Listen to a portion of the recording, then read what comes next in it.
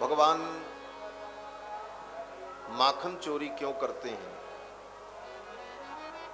ये माखन भगवान के भक्तों का प्रतीक है। माखन भगवान के भक्तों का प्रतीक इस प्रकार से है कि जैसे दूध के अंदर मक्खन होता है लेकिन दिखाई नहीं पड़ता, समय रहते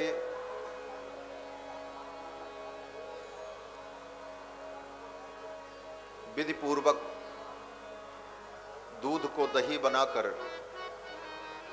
माखन निकाल लिया जाए तो वह माखन सुरक्षित हो जाता है और बरसों तक उसे घी बना करके व्यक्ति रख सकता है, जो कि दूध का सार तत्व है। और अगर समय से उस माखन को दूध से अलग नहीं किया गया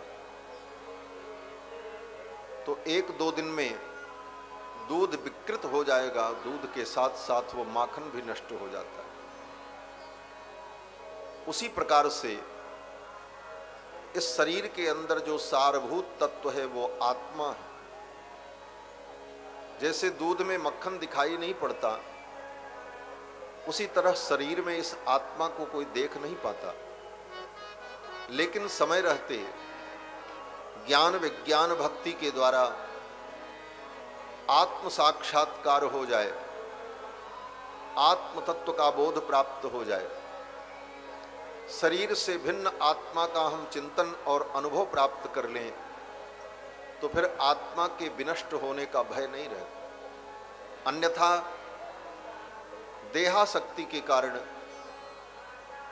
शरीर को ही आत्मा मान लेने के कारण, अज्ञान के कारण ये जीवात्मा पतन को प्राप्त होता है। गोपांगनाएं दूध को पहले गर्म करती हैं और फिर जब वो थोड़ा ठंडा हो जाता है, थोड़ी गर्मी बनी रहती है, तो उसमें दही का जावन डाल देती है और फिर उसे शांति पूर्वक रख देती हैं, स्थिरता पूर्वक, हिलाना डुलाना नहीं। फिर वो दही जम जाता है। उसी प्रकार से मानव के जीवन में जब ताप होता है, दैहिक दैविक भौतिक ताप से जीवात्मा तपता है, तो इस जीवात्मा के जीवन में भी कोई गोपी आती है जो गोपी उसे थोड़ा शांति प्रदान करती है। गोपी खौलते हुए दूध को नीचे उतार देती है,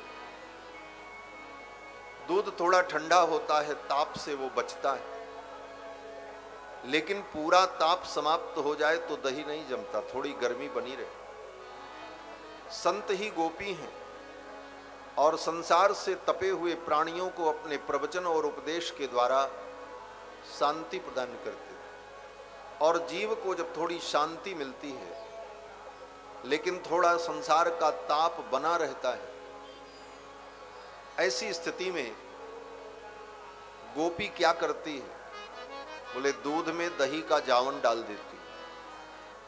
संत रूपी गोपी भी यही करते हैं। उस जीवात्मा के ताप को अपने उपदेश से शांत करने के बाद भक्ति का जावन डाल देते हैं, भक्ति का बीज डाल देते हैं, मंत्रोपदेश कर देते हैं, भक्ति की विधि बता देते हैं और कहते हैं कि अब इसे तुम हिलाना डुलाना मत, दही तब जमेगा जब दही में जावन डालने के बाद दही को रख दिया जाए। बार बार उसको देखो, हिलाओ डुलाओ रखो तो वो दही बिगड़ जाएगा, बढ़िया से नहीं जमता। उसी प्रकार संत रूपी गोपी ने संसार से तपे हुए जीवात्मा के हृदय में भक्ति का जो जावन दिया, भक्ति का उपदेश किया, अब उसके हृदय में भक्ति का दही जम जाए, इसके लिए सावधानी ये करनी होगी कि हिलाओ डुलाओ मत। गुरुदेव ने, संत ने जो उपदेश किया, जो नियम बताए, उनका कट्टरता से पालन करो, उसमें कोई कमी न होने पावे। जिस नियम को उन्होंने बता दिया उस नियम को फॉलो करते रहो। परिणाम क्या होगा? बोले दही जमेगा, भक्ति का दही जम जाएगा। जीवन में भक्ति आ गई, लेकिन अभी भी प्रारब्ध अपना काम करेगा।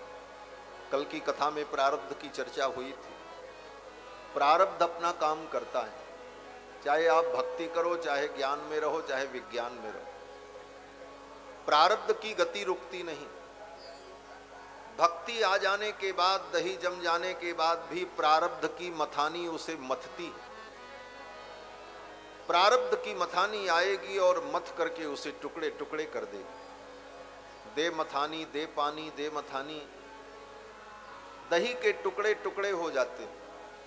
लेकिन इतने संघर्ष में भी उसके अंदर जो सार तत्व है वो ऊपर की ओर बढ़ता रहता है, और उस मंथन में, उस संघर्ष में भी जो तत्व उठ करके ऊपर आ गया वही मक्खन है जो तैरने लगा। अब वो डूब नहीं सकता। अब उसको दही के अंदर दबाओ फिर भी वो ऊपर आ जाएगा, और जो नीचे रह गया वो छाछ। उसी प्रकार ये जीवात्मा जीवन में भक्ति आ जाने के बाद भी प्रारब्ध अपना काम करता रहता है। दुख सुख और प्रारब्ध की मथानी हमारे जीवन का मंथन करती रहती है। लेकिन इस जीवन के प्रारब्ध मंथन में भी जो जीवात्मा भगवान की ओर चलता रहता है, हार नहीं मानता, इस संघर्ष में भी भक्ति में लगा रहता है, वही जीवात्मा मक्खन के समान तैरने लगता है। और जो व्यक्ति हार मान करके बैठ गया वो छाछ हो जाता है, खट्टी छाछ हो गया वो। यही इस लीला का रहस्य है। इसीलिए भगवान को माखन प्रिय है। जो इतने संघर्ष के बाद भी आगे ही बढ़ता रहा, हार नहीं मानी, वह माखन, वो नवनीत भगवान को अत्यंत प्रिय है। भगवान का एक नाम है नवनीत प्रिय, जिसको नवनीत प्रिय। नवनीत का एक शाब्दिक अर्थ यह भी है, नवनीत माने तो मक्खन, लेकिन नवनीत का मतलब जो नमनशील है, जिसके अंदर विनम्रता है, जिसके अंदर दैन्य भाव है, वह नवनीत भगवान को अत्यंत प्रिय है। इसीलिए नवनीत भगवान को प्रिय, मक्खन प्रिय। और इतना प्रिय है कि भगवान उस माखन को लेने के लिए मचल जाते हैं। न मिले तो चोरी करके ले लेते हैं, लेकिन उसे ले लेते हैं। जीवात्मा अगर भक्ति करते हुए, भगवान का भजन करते हुए, प्रारब्ध के भोगों को भोगते हुए प्रसन्नता पूर्वक भगवान की ओर आगे बढ़ता रहता है, तो स्वयं भगवान ही उसे जाकर के अपना लेते हैं, उसे स्वीकार कर लेते हैं। यही माखन चोरी लीला। और जो हार गया वो खट्टी छाछ है। ठाकुर जी कहते हैं कि खाटी छाछ हमें नहीं भावे, हमको खट्टी छाछ नहीं अच्छी लगती। तो गोपी ने क्या किया? बोले गोपी ने थोड़ा जीरा भूना, जीरे को भून करके उसका चूर्ण बनाया, काला नमक मिलाया, थोड़ा पुदीने का रस मिलाया, और भी सुगंधित चीजें मिलाई, और छाछ में मिला करके बढ़िया छाछ को घोंटा। और घोंट करके गोपी ने जब छाछ तैयार किया और छाछ को लेकर ऊपर नीचे करने लगी बर्तन में, बढ़िया सुगंधी आई।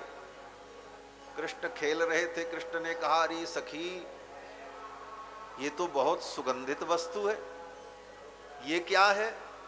बोले कन्हैया, ये तो छाछ है, और तुम्हें छाछ तो अच्छी लगती नहीं।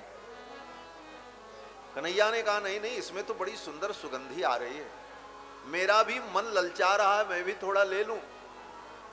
तो गोपी ने कहा, ऐसे नहीं मिलेगा। बोले तब? बोले थोड़ा नाच करके दिखाओ, तब छाछ पिला दे। ताही अहिर की छौ हरिया, छछिया भर छाछ पे नाच नचा। भगवान गोविंद नाचने लगे। और जब गोविंद ने नृत्य किया तो गोपी ने बढ़िया छाछ पिलाया ठाकुर जी ने छाछ पी करके चटकारे लिए और ठाकुर जी ने कहा वाह सखी ये तो बड़ा स्वादिष्ट है। उस छाछ को भी गोविंद ने स्वीकार कर लिया। इसका भाव क्या है? हमारे पूज्य स्वामी जी महाराज कहा करते थे कि जो जीवात्मा भगवान की भक्ति में प्रारब्ध के भोग से दुखी होकर हार गया, बैठ गया, लेकिन अगर उसके ऊपर संत की कृपा हो जाए तो उसे भी भगवान स्वीकार कर लेते। गोपी ने क्या किया? बोले उस छाछ को भी सुगंधित बना दिया। उस गोपी ने उस छाछ को ऐसा सुगंधित बनाया अनेक पदार्थों को डाल करके कि वह छाछ भी कृष्ण को प्यारी लगने लगी और उसके लिए कृष्ण मचल गए। जीवात्मा में भक्ति ज्ञान वैराग्य के संस्कार न हो, परंतु कोई संत जीवन में मिल जाए और उन संत की अकारण करुणा हो जाए तो जीव के जीवन में ऐसी सुगंध आ जाती है संत की कृपा से कि उस सुगंध को देखकर गोविंद उसे अपनाने के लिए मचल जाते हैं, नाच जाते और गोविंद भगवान उसे स्वीकार कर लेते। यही माखन चोरी लीला का रहस्य। ब्रजे वसंतम नवनीत चौरम गोपांगनानाम चतुकूल चौरम अनेक जन्मार्जित पाप चौरम चौराग्रगण्यम पुरुषम नमामि। भगवान ब्रजमंडल में माखन चोरी लीला के माध्यम से गोप गोपियों को परम आनंद प्रदान करते हैं। इसके बाद कथा आती है कि एक दिन भगवान सखाओं के साथ जमुना के तट पर क्रीड़ा कर रहे थे और खेल क्या हो रहा था? घर घरौंदे का खेल भगवान खेल रहे थे सखाओं के साथ। बच्चे जमुना की बालू से, जमुना की मिट्टी से घर बना रहे थे। जैसे बच्चे इधर उधर ईंटा उटा रख करके कुछ घर बनाया, फूल पत्ती से उसे सजाया। विराजित